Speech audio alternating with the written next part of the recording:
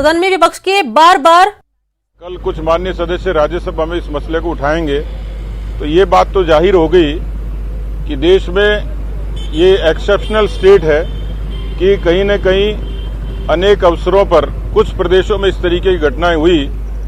1988 की घटना में रामकृष्ण हेगड़े को इसी टेपिंग कार्ड के कारण अपनी सत्ता खोनी पड़ी थी।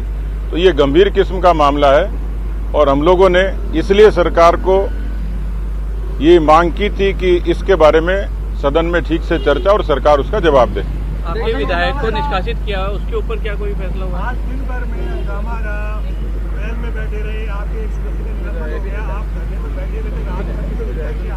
देखिए, ये तो कोई पहली बार हुआ नहीं है, क्योंकि सदन में अनेक अवसरों पर उत्तेजना भी होती है और उस उत्तेजना के बाद समाधान भी होता है। कल माननीय सदस्य को स्पीकर महोदय ने नापक्ष की लॉबी तक परमिट किया है। सदन जब शुरू होगा उसके बाद जो घटना कार्यवाही होगी उस पर फिर आगे बातचीत करेंगे।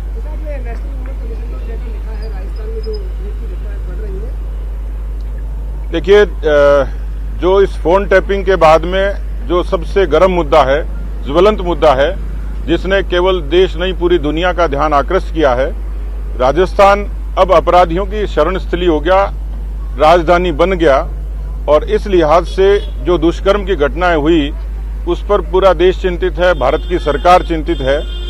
और इस लिहाज से जिस तरीके से 80,000 घटनाएं केवल महिलाओं के अपराधों के प्रति हुई हैं, 12,000 घटनाएं गैंगरेप और रेप से रिलेटेड हैं, तो हमने ये उचित समझा कि इस पर केंद्रीय महिला आयोग इंटरवीन करे और इसकी पूरी छानबीन करके और जो भी संवैधानिक कार्रवाई वो करे। इस नाते मैंने पत्र उनको लिखा है। इलेक्शन की डेट अनाउंस हो गई, क्या तैयारी है? तैयार है आप? 3 उपचुनाव की तारीख आज आई है, 17 अप्रैल की। हम लोग मानसिक रूप से पहले भी तैयार थे, हमारी जमीनी तैयारी पूरी हो चुकी है। केवल मैंने कहा था कि हम चुनाव की तारीखों का इंतजार कर रहे हैं, तारीखें अब आ गई हैं, तो पार्टी पूरे तरीके से तैयार है और मुझे पूरा भरोसा है कि जिस तरीके से सरकार के खिलाफ एक जन आक्रोश है वो कांग्रेस पार्टी की हार का कारण बनेगा और भारतीय जनता पार्टी के कार्यकर्ताओं के परिश्रम के कारण भारतीय जनता पार्टी निश्चित रूप से इन तीनों उपचुनाव में जीतेगी। कांग्रेस के अध्यक्ष ये कह रहे हैं कि बीजेपी इतने टुकड़ों में बढ़ चुकी है, इतने डिवीजन हो चुके हैं कि हमें कुछ करने की जरूरत ही नहीं। वो अपने डिवीजन का तो प्रमाण दे चुके हैं, क्योंकि वो जिस कुर्सी पे बैठे हैं वो किसी पीसीसी के चीफ को बर्खास्त करने के बाद मिली है। अधिकांश जो मंत्री बैठे हैं उनको, मंत्रियों को बर्खास्तगी के बाद ये कुर्सियां मिली हैं। तो कांग्रेस पार्टी का विग्रह ये तो जगजाहिर है। हमारे ऊपर तो अपना चेहरा छुपाने के लिए वो आरोप लगाते हैं। राठौर साहब 2-1 घंटे आ जाना, फिर चले जाना। हाँ, 2 घंटे आके अध्यक्ष जी छुट्टी दे देना आप पुनिया जी। तो आप सुन रहे थे बीजेपी प्रदेश अध्यक्ष सतीश पूनिया को और मीडिया से वो बातचीत कर रहे थे। दरअसल आज सदन में जमकर हंगामा हुआ। विधानसभा में आज दिन भर गर्माहट देखने को मिली और इस बीच विधानसभा की कार्यवाही स्थगित होने के बाद प्रोटेस्ट के तौर पर बीजेपी के जो विधायक हैं वो विधानसभा के अंदर धरने पर भी बैठे और अपनी बात रखने की कोशिश की। दरअसल मदन दिलावर को आज सस्पेंड किया गया, उससे भी बीजेपी आक्रोशित है। फोन टैपिंग का मामला ऑलरेडी हॉट है प्रदेश की सियासत में, उसे भी आज विधानसभा में उठाया गया और लगातार हंगामा चलता रहा। विधानसभा की कार्रवाई आज कई बार बाधित हुई है, जिसके बाद मदन दिलावर को 7 दिन के लिए सस्पेंड किया गया। बीजेपी ने जब मदन दिलावर को मार्शल बाहर ले जा रहे थे, मदन दिलावर के आसपास एक घेरा भी बना लिया था ताकि मार्शल अपनी कार्रवाई न कर पाए। और विधानसभा की कार्रवाई स्थगित होने के बाद जिस तरह से विरोध जताया बीजेपी ने, वो भी आपके टीवी स्क्रीन पर है।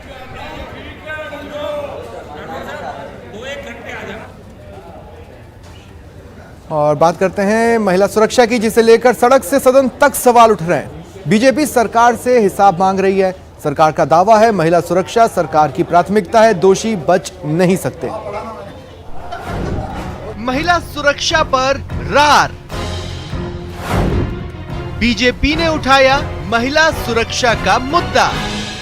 बात यहां पर आती है कि आप सरकार को बचाने में इतने मसरूफ हो गए, इतने बिजी हो गए कि आप महिलाओं की सुरक्षा को बिल्कुल भूल गए। प्रदेश में पिछले कुछ दिनों से महिलाओं के खिलाफ बढ़ते मामलों को लेकर कानून व्यवस्था पर सवाल उठ रहे हैं। इस मामले में विधानसभा में भी हंगामा हो चुका है। इस प्रकार का अपराध ही होगा, चाहे वो कोई भी करे। कि आप महिलाओं की सुरक्षा को बिल्कुल भूल गए। बीजेपी का आरोप है कि कानून व्यवस्था के मामले में राजस्थान के हालात खराब होते जा रहे हैं। विधानसभा में उपनेता प्रतिपक्ष राजेंद्र राठौड़ ने इसे लेकर बड़ा हमला बोला। मैं समझता हूं कि अब बहन बेटियों का इस राजस्थान जो शांतिप्रिय प्रदेश से रहना दुष्पर हो रहा है, कोटा 12 की घटना ने, इस लोमहर्षक घटना ने झकझोर के रख दिया। एक बच्ची के साथ लगातार रेप पर रेप होता रहे और अपराधी बेखौफ रहे और अब पुलिस हरकत में आई है। मैं समझता हूं रेपिस्तान के नाम से राजस्थान पहचाना जाएगा, ये बड़ा दुर्भाग्य है। जयपुर में एक पीड़ित महिला के यौन शोषण का आरोप एक एसीपी पर लगने के बाद से सरकार हरकत में है और कांग्रेस का दावा है कि महिला सुरक्षा सरकार की प्राथमिकता है। जो भी है, बीजेपी कोई भी मांग करे, उनको अब बात करने का अपना अधिकार है। उनको विपक्ष में रहने का जनता ने मौका दिया है, इसलिए वो अपनी बात कहें। सरकार पूरी तरह तैयार है। सरकार जो भी कोई जवाब सरकार को पड़ेगा, सरकार तैयार है।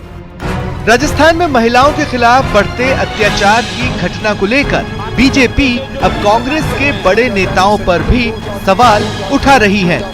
बीजेपी के राष्ट्रीय प्रवक्ता के मुताबिक कांग्रेस के बड़े नेता राजस्थान की घटना पर सवाल क्यों नहीं उठाते। ऐसी घटना आपको सड़कों पे रोका जा रहा है, सड़कों पे रोककर आपके साथ दरिंदगी करी जा रही है, और एक के बाद एक दिन उसके लिए आपकी राहुल गांधी और प्रियंका गांधी ने एक शब्द नहीं बोला।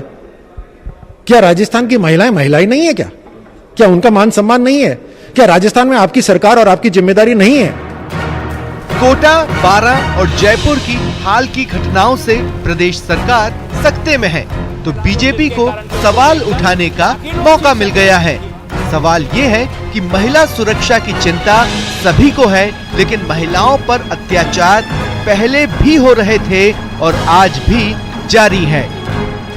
Bureau report, news 18 network. प्रदेश के सरकारी मेडिकल कॉलेजों से संबद्ध अस्पतालों में नवजात शिशुओं की मौत से जुड़ा मामला विधानसभा में उठा। विधायक वासुदेव देवनानी के उठाए गए सवाल का जवाब देते हुए चिकित्सा मंत्री डॉक्टर रघु शर्मा ने विपक्ष पर निशाना साधा।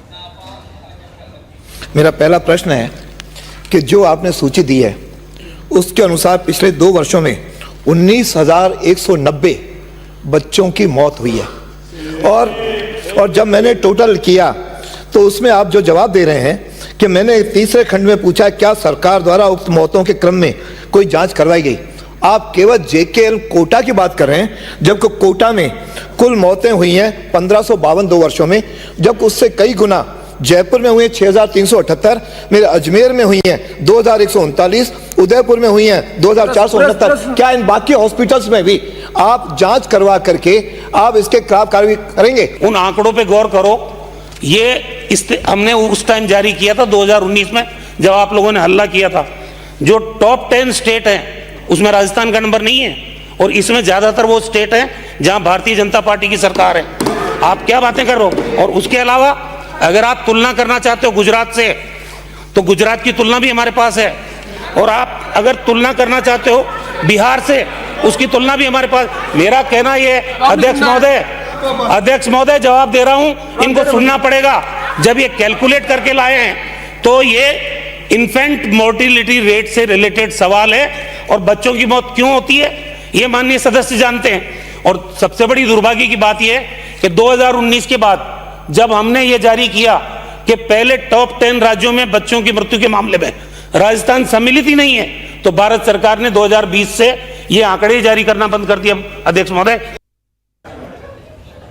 और अब बात करते हैं एक अनूठे प्रदर्शन की। भविष्य के व्याख्याता आज सब्जी बेच रहे हैं, खिलौने बेच रहे हैं, और तो और मजदूर की मंडी में खड़े हैं। ये रिपोर्ट देखिए। खिलौने बेचेगा? बेचूंगा।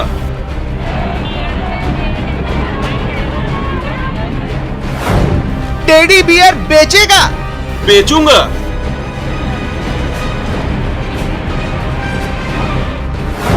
सब्जी बेचेगा? बेचूंगा।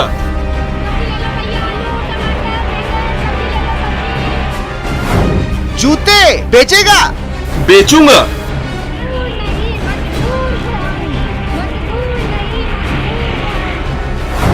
नौकरी के लिए कुछ भी करेगा।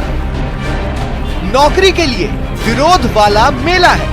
कोई जूते बेच रहा है तो कोई सब्जी बेच रहा है। किसी ने खिलौने की दुकान डाली है तो कोई टेडी बियर बेच रहा है। कोई मजबूरी में मजदूरी कर रहा है। क्यों हमारे घर वाले हमको पढ़ाए, हमें ये समझ में नहीं आ रहा। क्यों हमने इतनी सारी डिग्रियां कलेक्ट की, ये समझ में नहीं आ रहा। कुछ डिग्रियों को कलेक्ट होने के बावजूद भी हम लोगों को आज सब्जी ही बेचनी पड़ रही है। हम 5th क्लास के बाद भी ये बेच सकते थे और अपना पेट का गुजारा कर सकते थे, इवन अपनी फैमिली का गुजारा भी कर सकते थे। तो क्यों आरटीएससी तक ये जू नहीं रेंग रही, क्यों मंत्रियों तक ये जू नहीं रेंग रही, क्यों हम यहाँ खड़े होने के लिए मजबूर है, क्यों हमारा धरना 22 दिन से लगातार चल रहा है, क्यों हम सिर्फ जवाब चाहते हैं, हम नियुक्ति चाहते हैं और कुछ नहीं चाहते। अपने आप सिस्टम को चेंज करो और हमें जल्दी से जल्दी नियुक्ति दे। दरअसल ये अनोखा विरोध प्रदर्शन हो रहा है अजमेर राजस्थान लोक सेवा आयोग के बाहर। पिछले 22 दिनों से स्कूल शिक्षा भर्ती 2018 के चयनित अभ्यर्थियों की ओर से नियुक्ति की मांग को लेकर धरना दिया जा रहा है। इन चयनित अभ्यर्थियों ने अनूठा प्रदर्शन कर सरकार और आयोग के सामने अपनी बेबसी जाहिर की है। अजमेर से न्यूज़ 18 राजस्थान के लिए दीपक दाधीच की रिपोर्ट। अगर ट्रैफिक रूल्स का पालन नहीं करने पर पुलिस का जवान आपको रोकता है और उस पर रौब झाड़कर आप उसे चलता कर देते हैं तो बीकानेर से आई ये रिपोर्ट आपके लिए ही है।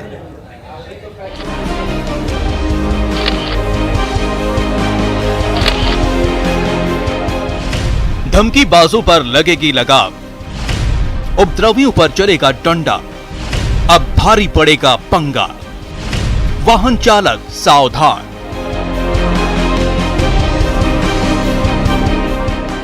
अगर आपके पास वाहन है और लापरवाही से सड़क पर ड्राइव करते हैं, खुद के साथ साथ दूसरों की जान भी जोखिम में डालते हैं, तो सावधान हो जाइए।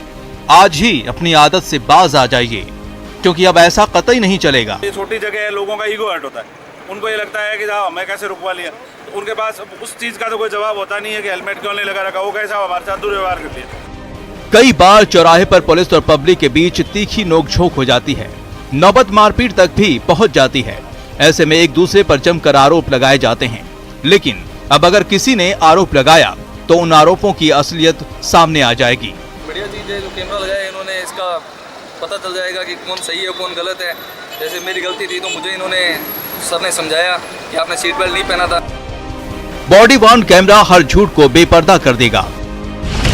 ट्रैफिक पुलिस को बॉडी वॉर्न कैमरे से लैस किया गया।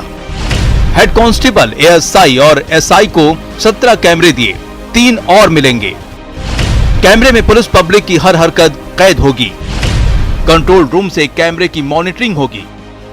यानी विवाद की स्थिति में कमाल का ये कैमरा दूध का दूध और पानी का पानी कर देगा। कई बार ऐसा होता है कि किसी वजह से हॉट परस्यूट में मान लो आपस में बोलचाल हुई, बातचीत हुई, वो ह्यूमन बीइंग है, वो जोर से बोल लेता है। कई बार जो वाहन चालक है वो जोर से बोल लेता है। तो कैमरा लगाने से निसंदेह दोनों पक्षों पे इस बात का एक ये मॉरली एक वो रहेगा।